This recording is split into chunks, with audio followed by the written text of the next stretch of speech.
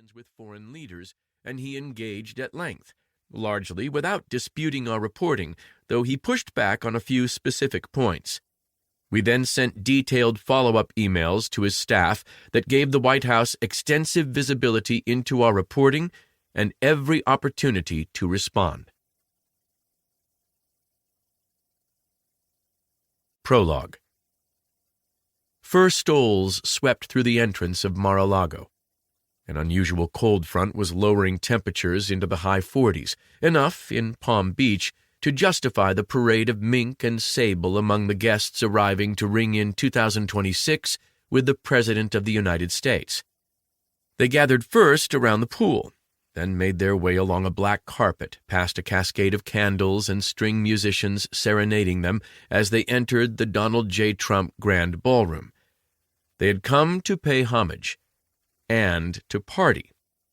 When Trump arrived, the music switched from the Star-Spangled Banner and God Bless America to Rossini's William Tell Overture, made famous as the theme song of the 1950s TV show The Lone Ranger. Trump was in a jovial mood. In the past year, the first of his second term, he had put on a demonstration of raw executive power the country had not seen since the presidency of FDR.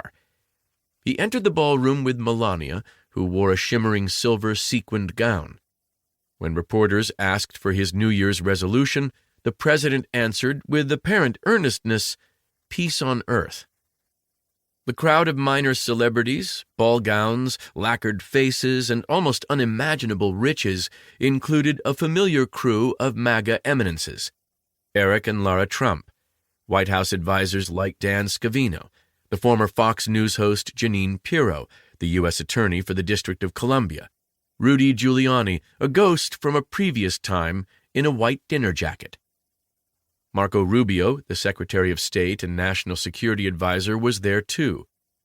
Late in the evening, when the house band launched into a scorching cover of Pitbull's Fireball, Rubio put on a show for whoever had their phones out, singing along and dancing in his chair. The display of revelry belied the fact that a major operation, known only to Trump and Rubio and a few others in the room, was afoot. They had spent weeks planning what promised to be one of the most audacious American military operations in a generation, the seizure of the Venezuelan dictator Nicolas Maduro, and it was now days, possibly hours, from launching. Nearly 300 miles away in Ponte Vedra Beach, Susie Wiles had arrived home after 5 days at Trump's club. Her house had been recently outfitted with a skiff, a secure space for handling classified information, so that Trump's chief of staff could monitor the high-stakes mission from there. They had been forced to abort several times in the past week on account of bad weather and Maduro's unpredictable sleeping arrangements due to late-night partying. Vanilla Ice took the Mar-a-Lago stage, having taken a detour from his I Love the 90s tour to entertain the crowd with the song that made him famous 35 years earlier. Stephen Miller, in a slim-cut tuxedo, mouthed along to the lyrics, looking stiff and faintly pained, as if caught doing something undignified.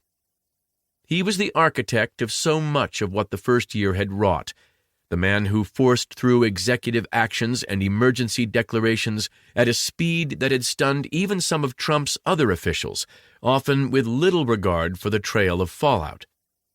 By contrast, Homeland Security Secretary Kristi Noem threw herself into Ice Ice Baby with relish, dancing for the cameras, arms pumping.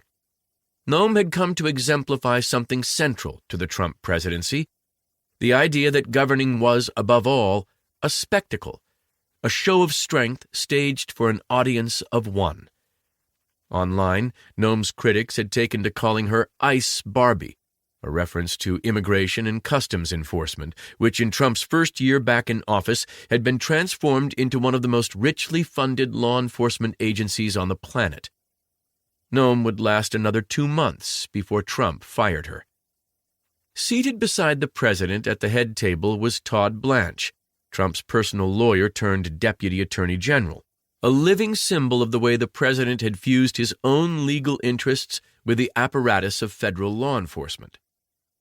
Among the dignitaries present was Israeli Prime Minister Benjamin Netanyahu, could come with it. To keep listening to this audiobook for free, click the link in the description. It will take you to a free Audible trial where you can listen to this and many other books for free for 30 days.